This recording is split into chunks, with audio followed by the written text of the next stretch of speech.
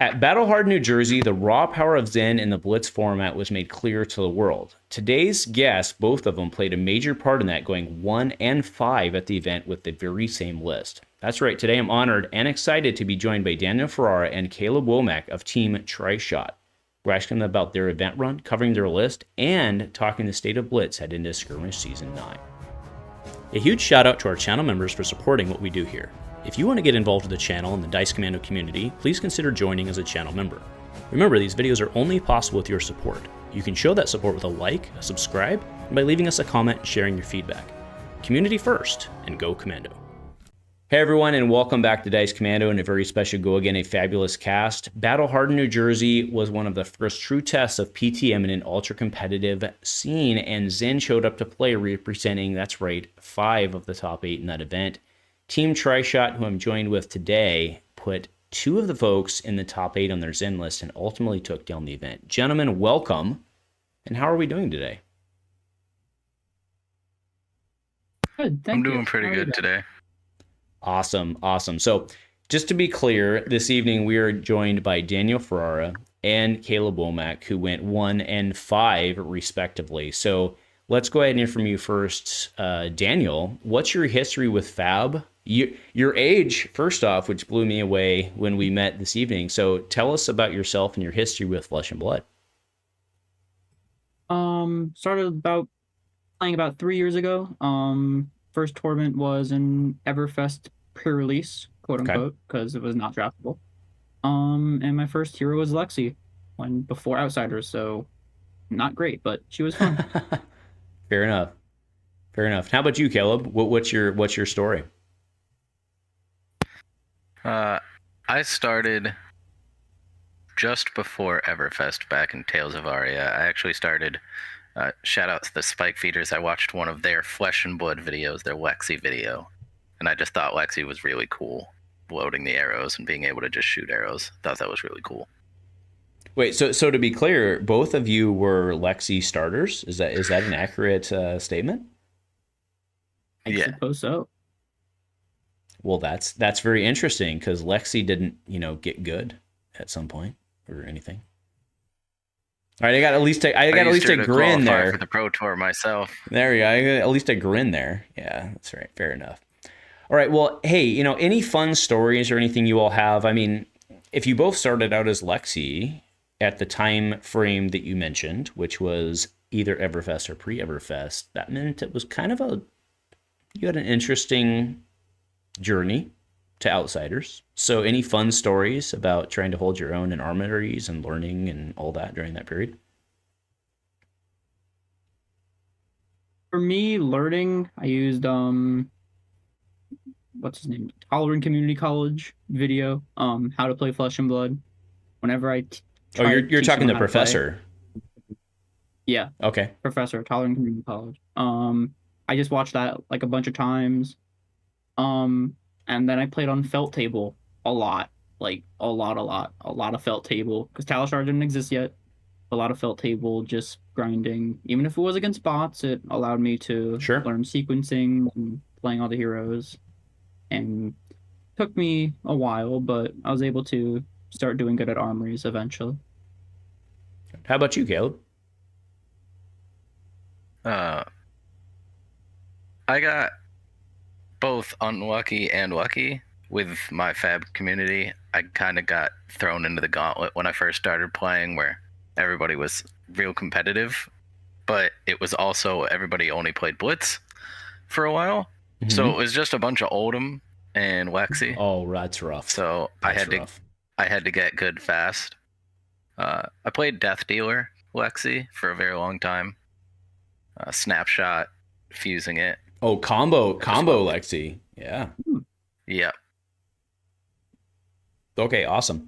All right, well, let's super fast forward, like many years fast forward at this point, to the event that happened a couple weeks ago, which was Battle Hardened, New Jersey, which was a big deal in the Blitz world. As both of you know, I'm super into Blitz, right? I think Blitz serves a very important purpose within Flesh and Blood, maybe not from the competitive standpoint, from the entry standpoint. And for those of us who do care about it, it's a big deal to actually have it in a Battle Hardened, ready, hot, top tier competitive event. And Zen put 5 in the top 8, right? 2 of you, both of you, were in that top 8. So can you talk to us about your feelings about the event, your perceptions about the event? And it's really an open question. And I'm not looking for a blow by blow for, most of us tracked your progress through the event itself, but I'm really looking more for your takeaways from the event, things that surprised you, Emperor, Briar, whatever it may be. So I'll kind of turn it over to you. Let's go, Caleb. Let's go you first, please. So, leading up to the event, I knew I was going to play in the Battle Hardened, and I was fairly sure, not even fairly, I was like 98% sure I was going to register Prism for the event. Mm. And then which Prism? Someone on my team, the new Prism. Oh, yeah, Advent. Okay. Because I do think that if Zen wasn't here, she's extremely good herself. Mm-hmm. But another teammate of ours, Kevin, just nonchalantly said, "What about Zen?" So I played a couple games with my teammate Tony. 3 games. I played 2 Rhinar and a Prism, and it just felt like I couldn't win those games. He was playing the Zen deck. Mm-hmm. Felt like I had no chance of winning. Sure. And then I played the deck myself, played 30 games in a row, and I only lost 1. So I knew what I was playing for the Battle Hardened after that. All right. So you were full in. Fair enough. How about you, Daniel? What was your take? I definitely wanted to play Zen. I played him at US Nationals and got 24th, and albeit it was in CC, but I was really liking Zen. So I was always gonna play him at the Battle Hardened. At first I was on a slightly different list. It was only like 3 cards different. I forgot exactly what they were. But it was like 3 cards different. And then it was like a day or 2 before the event. And I was like, you know what? I have not put that much testing into Blitz as I would have liked. And so I thought, you know what? I'm just going to trust Caleb. And I just copied his list, ran it, and, well, look where that got me. Yeah, fair enough. And I think that's a very valid shout out, because actually the reason I was able to connect with you all was because of Wavy here, right? Wavy and I have been connected on the social medias, even though not directly. And that's how I ended up finding y'all's list and finding your contact was through him. So what I'm going to do at this point, I'm going to actually throw up the list in the middle. And I would like for you to talk us, not necessarily through the list itself, because it's been published for several weeks now. I've run up against it on the teleshars many a time, people copying your list, because that's how the world works. What I'd like to do is kind of run through the list and talk through some interesting points that I found myself. So what I'm going to do is I'm going to run through the list, and I'd like you to interrupt me if there's something you'd like to comment on the card include, and then I'll ask you some very distinct question about certain cards. So we start with, on the red side, 2 Aspect of Tiger. Makes sense. Bonds of Ancestry. Gee, I wonder why that's in there. Chase the Tail. Descendant Gunstrave. 100 Winds. Mauling She. She Unleashed. So this is one I did want to ask a question about.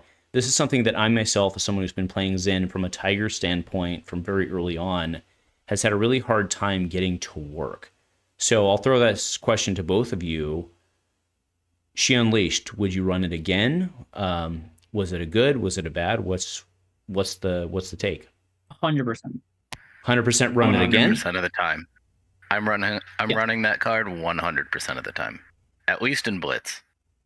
Okay. The reason that card came into the deck was because when I was testing, there were so many turns where I would end the turn and just have extra resources all over the place, even after using every resource I possibly could have used.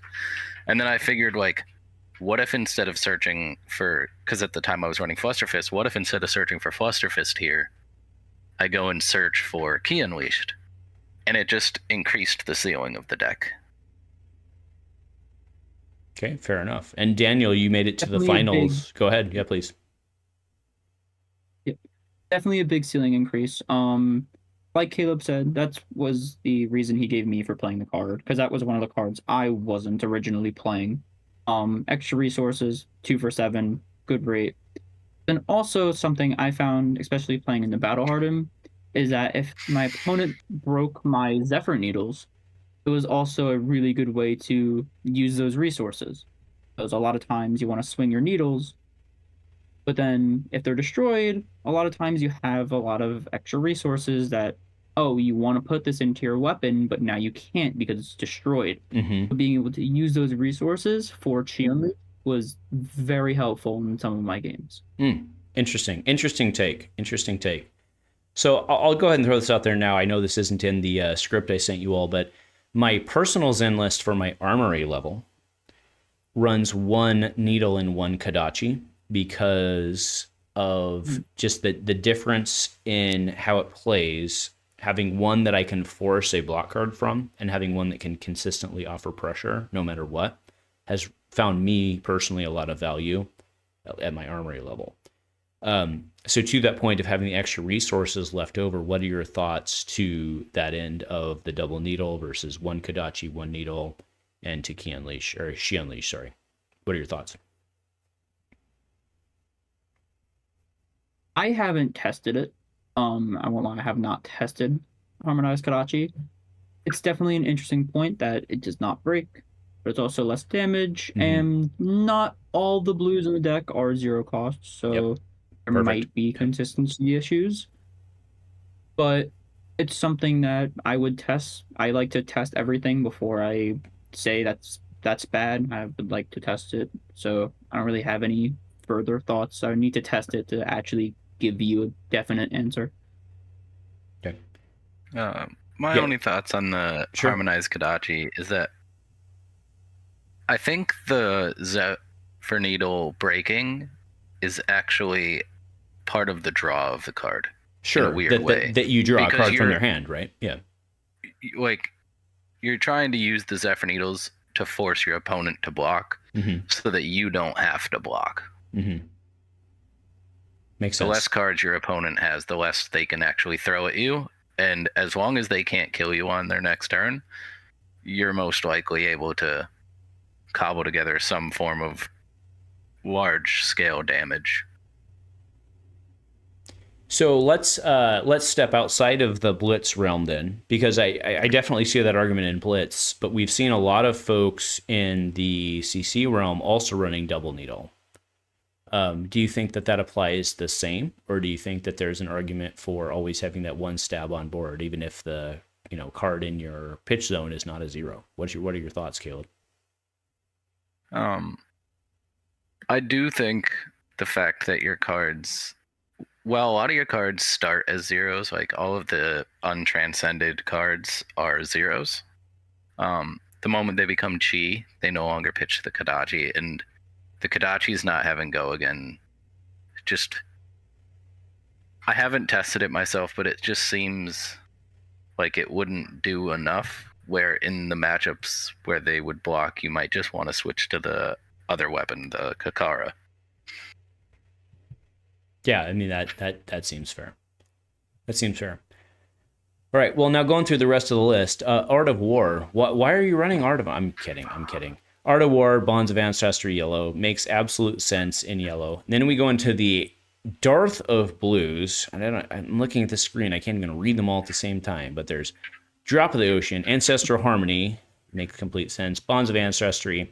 The one that I gave you all a huge shout out, I don't know if you did see that video or not, but I loved the Cosmic Awakening include. Super hot. So talk us through that one, please. That one was for Yoji. Yep. Actually, that's what I figured. That's what I figured was for the fatigue. Yep. Awesome. It's for the Guardians. Yep. You take out one of your levels of enlightenment. You slap the Cosmic Awakening in there. Anytime you think anyone might even think of fatiguing you, you just swap out 1 levels for the Cosmic Awakening, and that avenue just got shut down. I love it. You just made me feel smarter because that's what I assumed. So go ahead, Daniel, please. It makes the deck unfatigable. Like, I was even we were playing earlier. I was like kind of trying to fatigue. I was playing Terra into Caleb when he was on Zem, literally today. And all of a sudden he just goes, "Oh, Cosmic Awakening for 15," and I block as much as I can, and I still die. It's just it makes the deck unfatigable as long as that card is in your deck. Yep. No, I love that. That, like, when I looked at the, I don't know if you saw that video or not, but the comparison of the top 8 deck, or like the top 5 decks, the 5 decks in the top 8 is what I mean. That was the thing I thought was the best include for a general field, was the Cosmic Awakening, because fatigue is a real thing in Blitz. And I really give a shout out to you all for preparing for the general field as opposed to just tacking for the top 8. So that was hot. All right, we then have Descendant Gust Wave, Homage to Ancestors, 100 Winds, Levels of Enlightenment, B-Strike, makes sense, Passover, Path Well Traveled, Preserve Tradition, Rising Sun, snag 1 copy of that one to just plow through new, which is what I'm assuming it's in there for. Is that true? So, funny enough, it's not actually for new. I Okay. wasn't actually worried about new. I didn't think anyone was going to play new in Blitz. But Arachne Solitary Confinement is one of your hardest matchups as Zen. Easily. Caleb, that's my hero. What are you doing? You're trying to cut me off at the knees? Come on, man. Like, come on. Bonds of Agony with Go Again is I've never played, rough. I've never played against Arachne yet, but Caleb said he has many times, and the snag really helps. So I will accept his judgment on that, and it was in my list, and it still is. Yeah, fair enough. Then we got Stir the Soup, and then 1+1 win the games. But going into the weapons, we've got the Kakara, 2 needles, much to Andrew's chagrin. No harmonized Kodachi, but both of these gentlemen have told me why that's the wrong call. And considering the fact that they've logged the wins and I haven't, we'll default to that. MOM, gloves, Stride of Reprisal. Gee, I wonder why we would want to have a tiger in our hand. Tide Flippers, the Shuko, Traverse the Universe, and then 12 Petal Kassai. So I don't think that surprises anyone. The question I do have for you is, what matchups are you running Masked versus Traverse? I'll put this over to Caleb because he sounds like he's the deck master here. So there's a hilarious story about Mask Momentum. So I was testing should I tell against. The story, or would you like it? If you want to tell, you tell them the story. Okay. So I was doing a bunch of testing, and I had Null Rune Hood in my deck for a while because I was testing against Blaze and Emperor, and I was like, all right, this is all right. The matchup doesn't. It's closer than I'd like it, but it's fine. And then I go to look at Dan's deck list before we converged, and he had Null Rune Gloves and Mask Momentum. So I was like, oh, that's really cool wizard tech. I like that. So I messaged Dan, and I was like, Dan, I like the mask.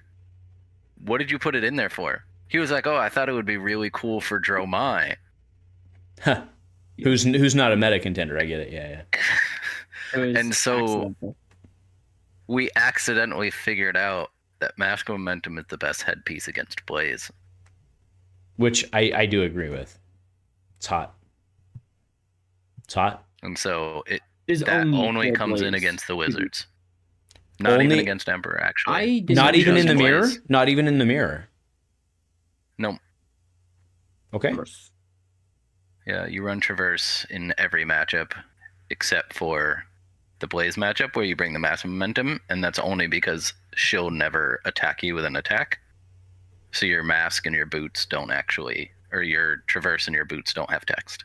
Okay, so that's it. So again, not scripted, but now that Blaze is becoming more prevalent after Gen Con, there is a edge case deck out there where they're kind of running more of like an Icelander-ish. It's not quite like a Bullender, but it's similar. If that deck itself becomes more prevalent, Caleb, do you flip on that and you just pull MOM out altogether? What are your thoughts on that? I don't know. I think I'd prefer to hedge for them not having any attacks in their deck, because not every Blaze will have the physical attacks, but every Blaze will want you to not draw a card, if that makes sense. They're all going to want to stop the draw, but they're not all going to have the physical. No, I see your point. They're not going to attack you knowing that you can basically cancel out 3 of their attack. That I get it. Yeah, I get it. Go ahead, Daniel. I agree with that. And then also, if you are running Traverse and they are on physical attacks, they could just block with them very easily. For a Blaze, not so much Emperor, but he could do it too. But Blaze especially, if she's on even Fiendo's Fighting Spirits, right? That's still block 2, gain a life. They're plenty fine blocking with that and just not giving you the Traverse value. But if you have it and they don't allow you to use it, that's how it becomes a very difficult matchup for Zen. I see. And then just to clarify for not only myself but our viewers, when you say the Wizard matchup, you're specifically talking the Blaze matchup, not Emperor, right? You're still running Traverse versus Emperor, right? Yeah. Okay. We actually both played against Naib in the Swiss rounds, the Emperor player who made top 8. We both played against him. I lost against him, and Dan did not lose against him. Yeah, and you know what? Major shout out there, because Emperor cutting through a Blaze. Granted, there were only 4 Blazes within the meta, but Emperor cutting through any sort of Arcane is very impressive. So huge shout out there. Huge shout out there. All right, so both of you obviously top-aided with Zen, as did 3 other individuals. We saw, let's just rip off the Band-Aid. We saw that Bonds of Ancestry was given the kneecap, I think is the right phrase there, in Classic Constructed. 5 of the top 8 in the last competitive we saw. What's y'all's take on does anything need done in Blitz? We'll go to you first. Go to you first, Caleb. Absolutely, 100%. Well, actually, or should we just let him LL? Let's take that part. Let's take that part out, because that's actually where I was about to go with this. When I originally came up with Zen, when me and you first interacted about the Zen deck, was when I put the picture of my win rate on Twitter, and I said, where do I go to talk to somebody about a ban list? And you're talking me and you, right? Yeah, that was where me and you first interacted about the deck, and you were like, what deck is this? And I said Zen, and you were like, oh, I haven't found the same things. That was because we were dumb and we weren't using frickin' bonds in my meta. And you were right. And you were right. And so originally I thought, Zen needs to get banned, or Zen needs to have cards banned from him. But then the more I thought about it, the more I realized that there's no single card, or even 2 cards, that you could ban from him to bring his power level down enough to be reasonable for the Blitz meta. So that the best way to get rid of Zen is the same way they got rid of Viserai way back in the day, which is to just say, I'm sorry, it's going to be a rough ride, but he'll leave very quickly. It's 5 points per skirmish now. 100 wins and you're out. He only needs 500 points. Dan already added 30 of those. I think Battle Hardened is 30. At 35. I think it's right now. I think it's 25 for Battle Hardened, and I think there's one other. But I get we all get your point, right? Let's just win the points. Let's get him out week 2, even maybe, right? Yeah, we might even be able to get him out of here by week 2, and then we're back to a normal fun meta.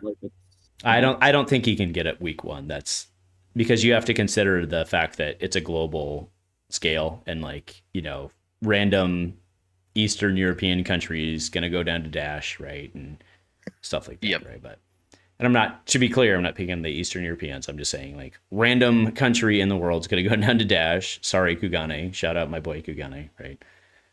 I also don't think he's unbeatable. I think If you can with the disrupt right him, conditions, he can just not win. Like, Victor is a hard matchup. If they hit all their clashes and you don't hit a good string of cards, you won't get through their defenses. Okay.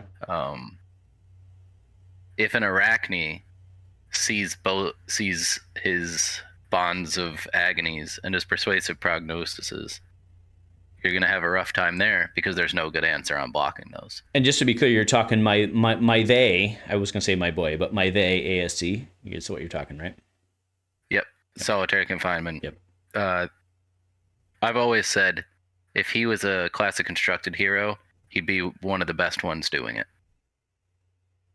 I mean, free go again's worth value, right? So free go again on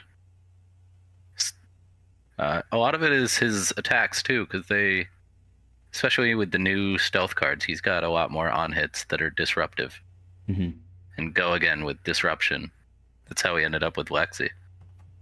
Yeah, I mean, I fundamentally believe, I know we're way off topic at this point, so I do apologize, but I fundamentally believe that ASC has the same value curve as Ira does, right? In terms of, if you look at the value of go again versus the value of a +1, I think they're very similar in curve, but then ASC has -1 point, or -1 health. But anyway, with that said, we're not talking ASC, which is my love. So I do want to at this point go to Daniel. You've been awfully quiet for a champion at this point. So what's your take overall on, you played Zen a whole bunch. At some point, did you feel that Zen was just puking damage on the table? What's your take on the whole thing? Zen is completely busted. Like, at least, especially in Blitz, it's just the amount of damage that he could put out is insane. If you have watched the live stream, the 59 damage turn, like that screenshot is the amount of damage that he could put out is surreal. You definitely, even if you're a Victor who's finely tuned for Zen, it's still like slightly favored for you. If I just combo off and like do my thing, like I beat a Victor in the Swiss rounds. It was close. He got me down to 1, but then I had an Ancestral Harmony double Artivore turn. Oh, and God. pushed through like 30 damage. Your combos are +3? There's nothing really? you could do about that. Oh my God. Yeah, it's there's nothing any hero could do about that in the game, at least in Bolts. Maybe Verdance in CC. I mean, I would argue in CC too. I mean, you the number you just said is greater than CC health and armor. So yeah. I mean, what are you going to do with it? Very interesting. So, we already had kind of the answer, which is, Victor's not a great matchup. So what does one do in Blitz? Like, what do you bring to Skirmish Season 9 to not get trounced by Zen if you don't want to play Zen? Go to you first, Daniel. A lot of Zen hit. Like, Guardian is definitely a good answer. Zen struggles against on hits. So you're talking spinal and cranial? So, or just spinal, or what? Spinal, and then like CNC if I have an arsenal, and then also you could throw in the generic attacks that any deck could use. Weakest Link, Amnesia are also good. Now, what's important though is I think adding buffs to those cards, like especially Pummels and Guardians, is very good. Because if you send a Weakest Link for 6, I'll just block with my equipment and kill you. Sure. So but if you're a Guardian and you could add a Pummel on top of that, then you're stripping 2 cards out of my hand on my attempted combo turn. It is very hard for me as the Zen player to come back from that. Makes sense. Besides on hits, I would say you could try and race him down. There's with who? Who are you going to race him down with? Like who? I would say Dash has a solid, like not like a great chance. It's solid. Just being able to start Pounder on the field. Now maybe this is just my personal opinion, but Dash could definitely do a lot of damage if she sees the right cards. Sure. Okay. Fair enough. Definitely games where Zen just like sees Art of War in the first 2 turns and does his thing. But if she could pump enough damage before I could see a Art of War Ancestral Harmony or even Transcend, maybe they use T-Bones and take away my armor. I think there is a chance that Dax has a solid Zen matchup. Wizards, like Blaze, Mask Momentum definitely helps the matchup, but if you're not doing physical, I can't use Traverse the Universe, which is a very big reason as to why Zen is so good. Doing all the arcane damage and not allowing me to traverse or even use my boots, it's very rough. And Zen wants to play his blue cards, not pitch with them for Arcane Barrier.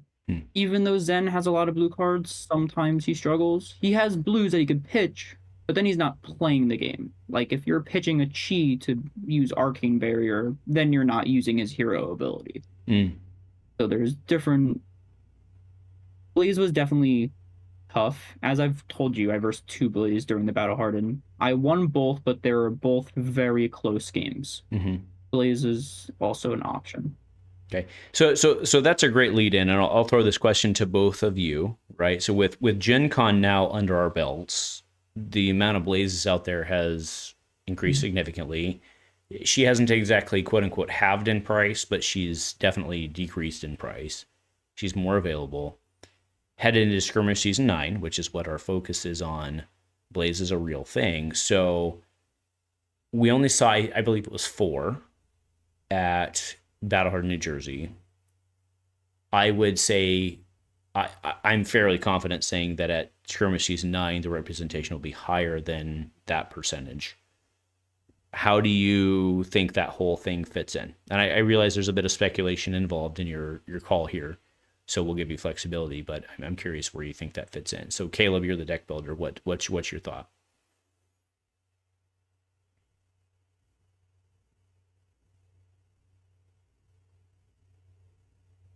Uh-oh, maybe we lost Caleb.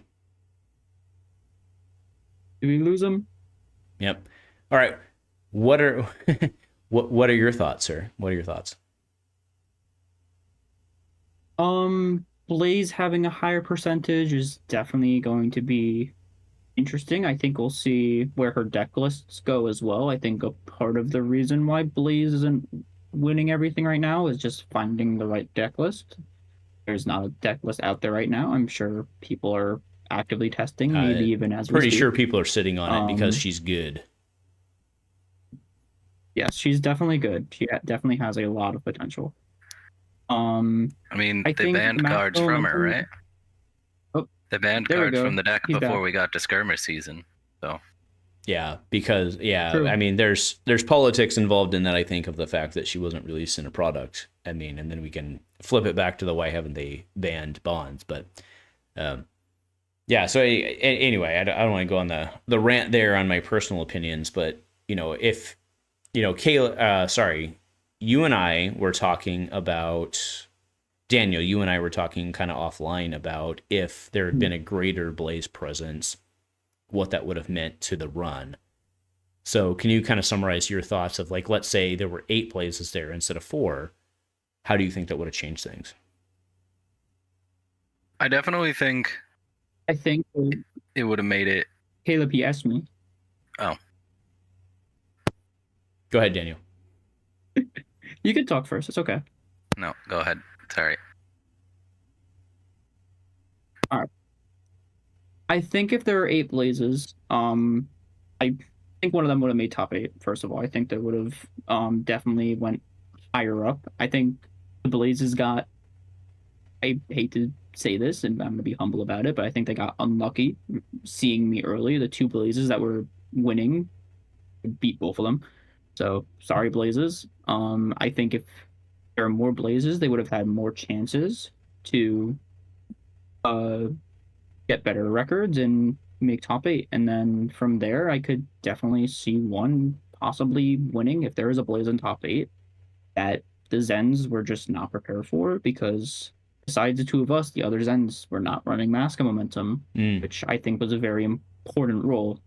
In my 2 games, Mask of Momentum helped me in both. It stripped a couple cards out of their hands that they would have not wanted to block with in those games.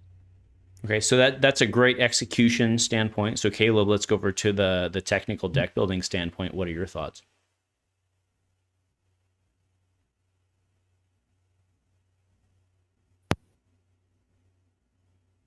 No, Caleb?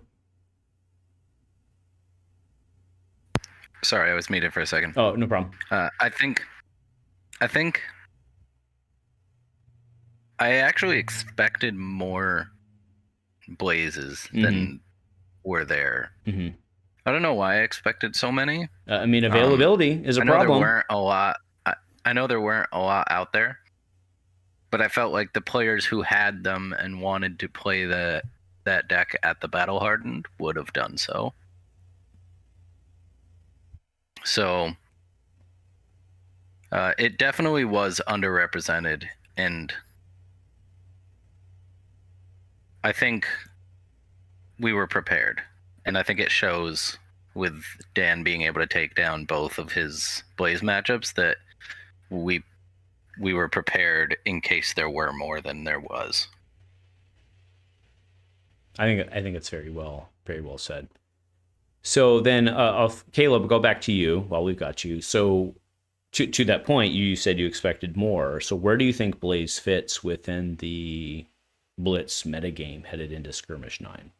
And I'm not necessarily talking Battle Hardened. I'm not necessarily talking top tier competitive. I'm talking at your Skirmish level, right, which is your LGS level. Where do you think Blaze fits? I think you will see at least one Blaze at basically every skirmish you play at. Mm-hmm. And I think that person, I think you should be prepared for Blaze to be in the room. Don't leave your arcane barrier at home. There are still wizards hanging about. Fair enough. And then Emperor was someone who, coming into Skirmish Season 9, prior to Blaze's release, I had Emperor in my personal Tier 1. Where does Emperor, in your opinion, land now? And that is with the disclaimer, especially as to both of you, that there was an Emperor in the top 8.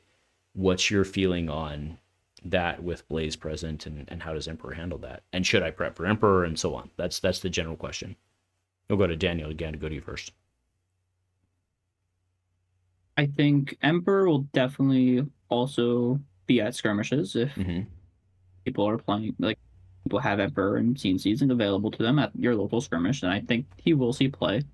I think he has a better general matchup than Blaze. Like, being able to search CNC is a very good effect. Search your deck for the best card in the game and attack with it. Definitely really good into most heroes.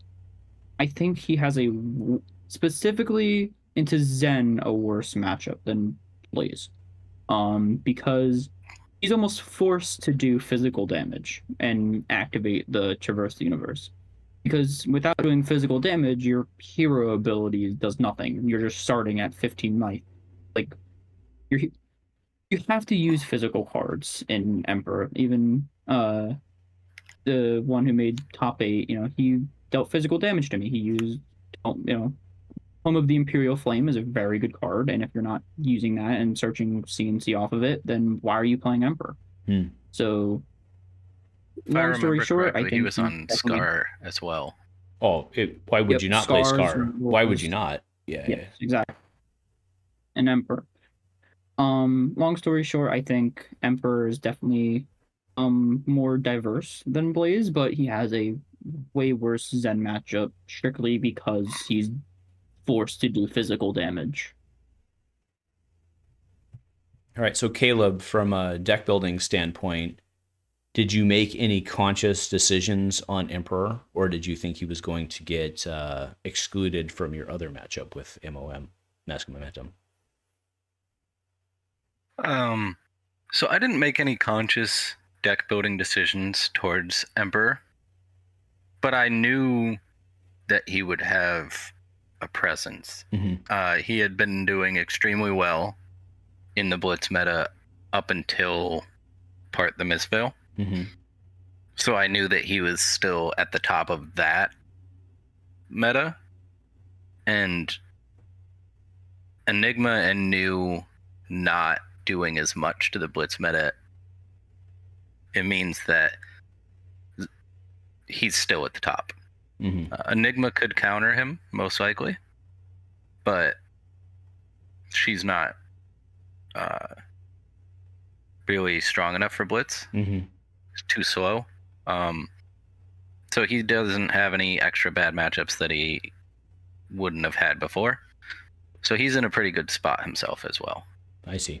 But I mean, him starting with 15 health with only, let's say, best case scenario, 6 armor on board, and it's not because you have to block twice on most of those. How are you supposed to deal with a 35 damage turn from Zen? Right? I mean, how is anybody supposed to deal with that? Right? Yeah, I think the best way to approach your skirmish is just blurt it to out. just You're good, play man. what you want, really, because it's what most people do in Blitz anyways. You don't really see these massive spikes of power at like your casual, at like your local skirmish usually. Like, somebody will bring Zen, somebody's going to ruin the party, but for the most part I feel like most people at your skirmishes will be playing the Blitz deck that they want to play and less the Blitz deck that they should play. I mean, we've at my LGS that I'm TOing for, we have, I mean, it's not my LGS that I own, but the LGS I'm TOing for, we're capped out already at 28.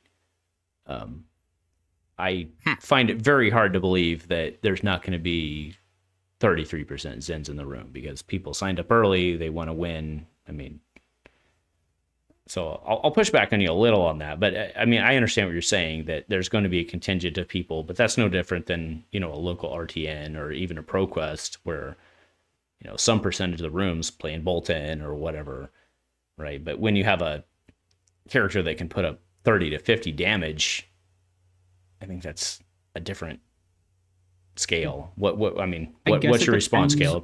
Yeah, either way. Yeah, go ahead, please. I just want to add, I think it depends on your local scene and how many people there are. If you do have 28 slots and you're booked out already, then I think that you should expect more Zens, more Blazes, and more competitive heroes. If you know your local scene and it's just going to be a bunch of casual players that are just showing up to play, and maybe you're not expecting a million Zens and all the S-tier heroes. I agree. That's basically what I was going to say. Is I think if it also depends on what your skirmish is going to look like. So, talking for me in my area, I know that my Blitz skirmishes are going to be a little smaller. My area is a lot more CC focused. A lot more Living Legend focused. So a lot of more people have been wanting to play their spikier decks at the Living Legend skirmish, while the more casual players are like, okay, I'm going to go play at this Blitz skirmish because that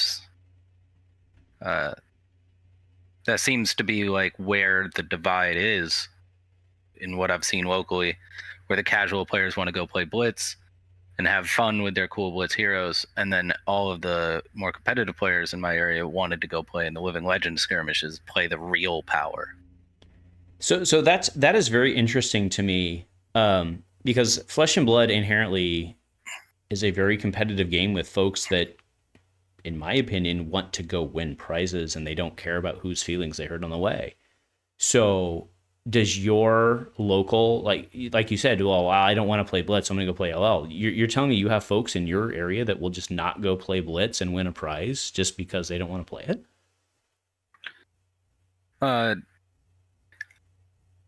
So what we found in my area, and this is that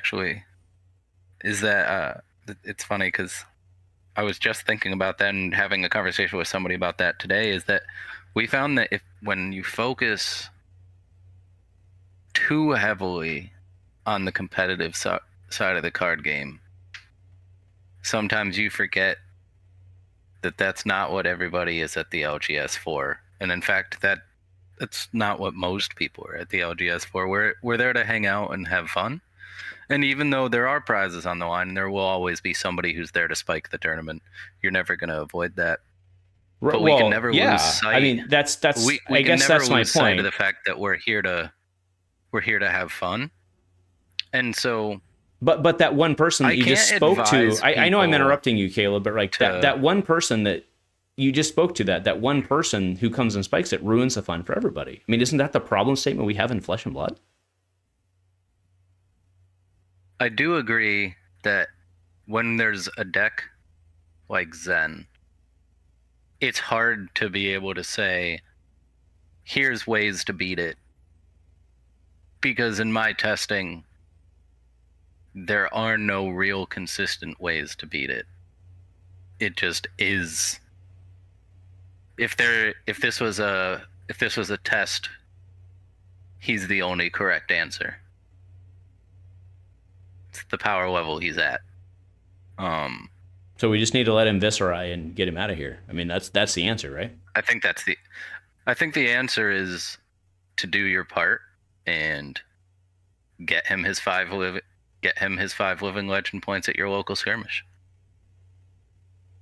If he wins 100, less than 100 skirmishes, I don't foresee him making it out of the season. No, he won't make it out of the season. But I don't think he'll make it week 1, maybe week 2, but because there's only 3 weeks to skirmish. I don't know. We'll see. So then I know we're totally off script at this point, and I actually want to give a shout out to both of you because I know I've gotten pseudo aggressive for my own feelings here in the questioning. But what do you think the overall impact to? And I'll go to you, Daniel, here. What do you think the overall impact? And you can pass on the question to be clear. What do you think the overall impact to Flesh and Blood Blitz, which we haven't had in 8 months? What do you think the overall impact is that if Blaze, or if not Blaze, well, Blaze too, but if Zen comes in and just LLs speed runs, whatever the community likes to say, what happens to Blitz? What's your thoughts, Daniel? If Zen were to LL, that is definitely a tough question. I think Blaze would definitely see a little more play, at least be better. The top deck, if Zen were to LL, I think could definitely go to Prism. Oh, interesting. OG or new. I agree with the Prism take. Yeah, I think Prism's only bad quote unquote matchup is Zen, especially like the OG Prism, because she doesn't have like the on-hit game for life that you kind of need for Zen. And that's just because you go pew pew pew pew pew, you can shoot a spectral or you pew ward or whatever, right? Yeah. And then you end with a spectral. Especially with the original Luminaris. I'd say probably, now that I'm thinking about it, New Prism, because she just has that Blaze matchup. Like, I mean, think about Kano into New Prism and CC. It's right. I'm sure it's just like that. And then because you have the old Luminaris, you could still go heavy Aura Plan as well for Guardians and things like Victor. So I think New Prism or also Old Prism probably going to sweep the meta after Zen leaves.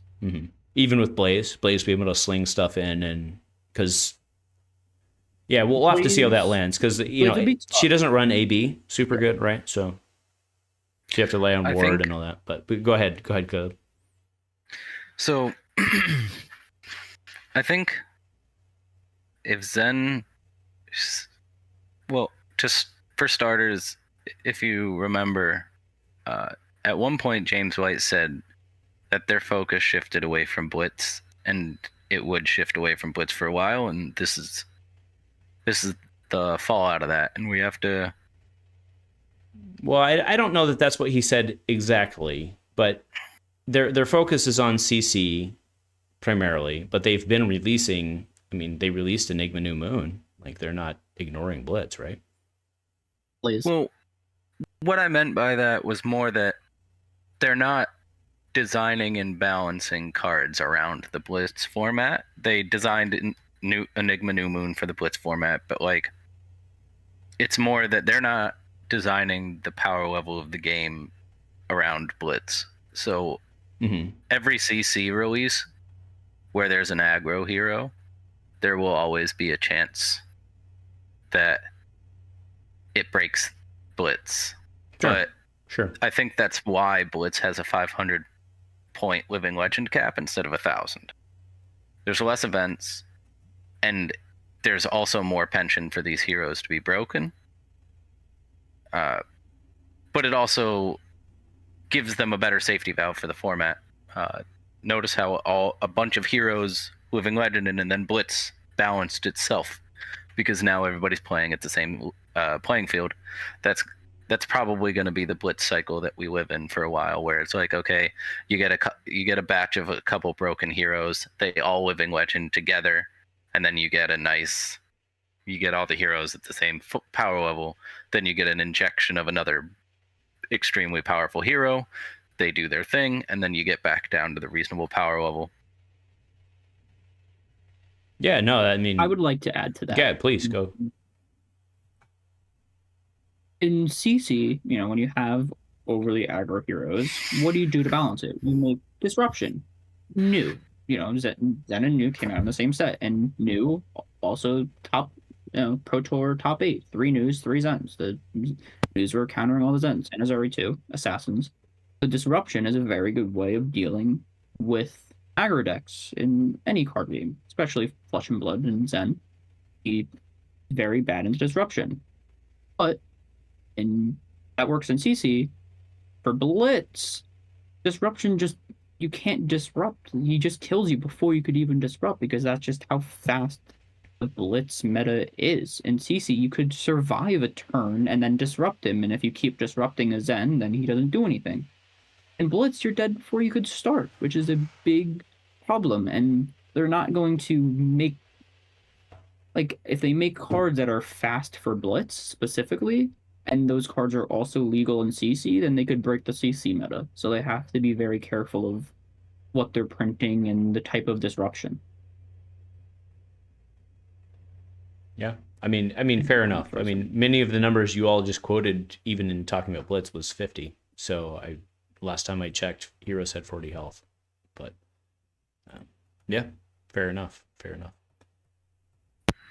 I agree. I think Zen is easily one of the 3 most powerful heroes we have ever seen in Flesh and Blood. With Chane and Starvo being the others, or? With Starvo and Kano being the others. Oh, Kano. Yeah, I don't like to talk Wizards here, because I usually get a lot of dislikes when I talk about how I think that Wizards are mathematically broken. But I just said it, so bring on the dislikes, I guess. So I say that with as much love for Wizard Wizard as possible. I was an Icelander player. I was a Blitz Kano, and I was a Wildfire Blitz Kano enjoyer for the longest time. I love Wizards, but Kano is one of the most powerful heroes in all of Flesh and Blood. I mean that in a good way. Daniel, he just won the Living Legend Battle Hardened, right? Yeah. Well, yeah, and then all of my folks in the locals who just copy the best list showed up with Kano. But that'll be up in 3 days, and you can enjoy a 13-minute Kano turn on the opponent's I saw turn. that on Twitter. Yep. That's the world we live in. It's the world we live in. But go ahead, Daniel. We were trying to say something. I was saying Kano is definitely... we're not going to go too deep into Wizards. We're here to talk about Zen. But Kano is definitely just fundamentally broken. Just being able to instant play a bunch of cards and do his thing. I'm not sure if you've seen it. They've come out with a 28 million damage Kano turn. Even if it's stacking They refined the deck it to 100 ideally now.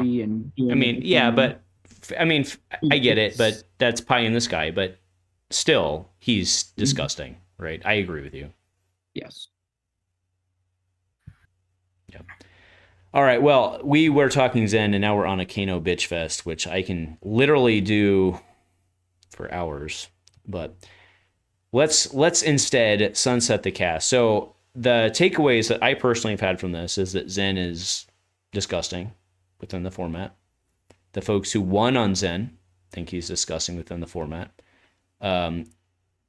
What's the take? So summarize for me real quick. If Blaze becomes, let's say, equally distributed to Zen, What do you think the matchup there is? We'll go Daniel first. Like 60-40, 70-30? I think it leans towards like a 50-50. Okay. It's, do I go, do I transcend or do you kill me first? How much opt do you have? Opting is very important for Blaze. If they see a bunch of Cindering Foresights on the early turns when I'm not threatening to kill them and they're able to opt and get their Blaze points, I forgot exactly what it's called on our card text.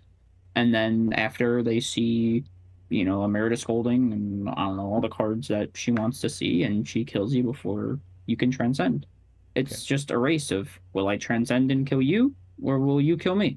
And that's just the Blitz world that we live in. Sure. And then Caleb, from a deck master standpoint, what's your take?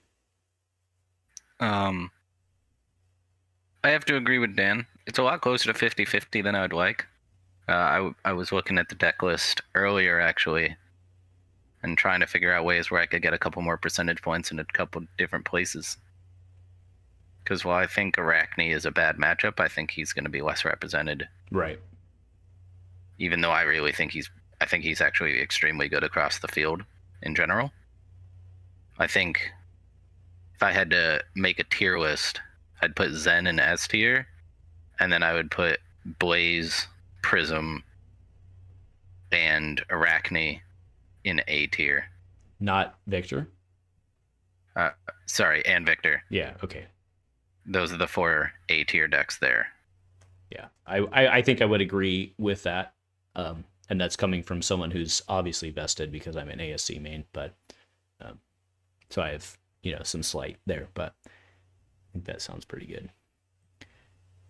All right, well, folks, I want to thank you. We are actually closing in on well over an hour of recording, and this is awesome that you've taken that much time. Also, I want to do note that I'm Pacific Coast, and these two gentlemen are Eastern Coast, which means that it is after midnight their time when we're recording. So thank you both for that, especially those of you who have to get up and deal with young children in the morning.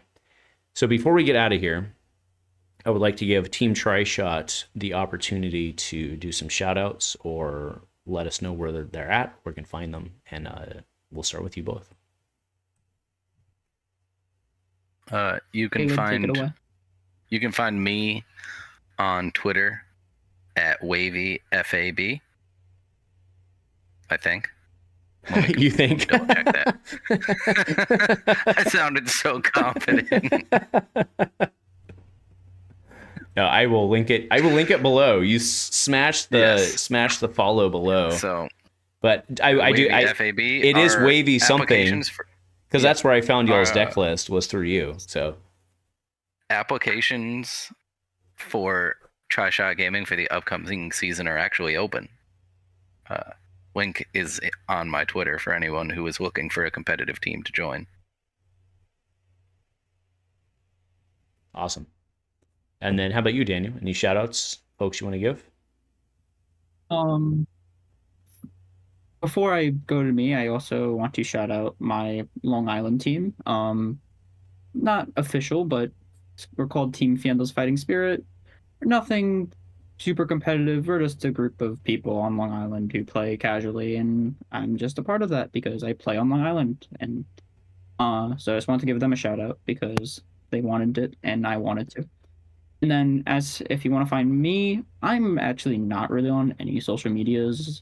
Good decision. The best place to find me would probably just be Discord. Daniel_Ferrara. It's just my name. If you want to find me, I'm there. Awesome. Well, again, folks, I want to thank both of you for joining me tonight. I've learned some things myself. This has gone much farther than many of our normal interviews do, but I think it was significant value, and I really want to thank you for spending the time to talk with me. So I don't know if you've both seen this stuff before, but we have to end with a very special way. So you got to say it with me, folks. Go Commando. Go Commando. Go Commando. Yeah, we did it.